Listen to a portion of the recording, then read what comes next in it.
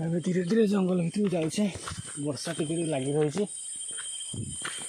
ଦେଖାଯାଉ ଯଦି କ'ଣ ହେଉଛି। ବହୁତ ଗଳି ଅତି ପ୍ରବଳ ହେଇଯାଇଛି।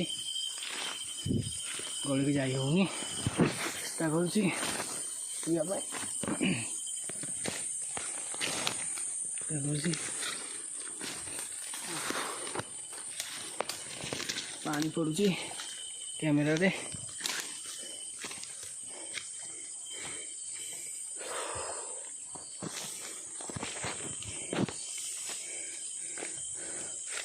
ପ୍ରବଳ ବର୍ଷା ସକାଶେ ଅତି ଓଦା ଅଛି।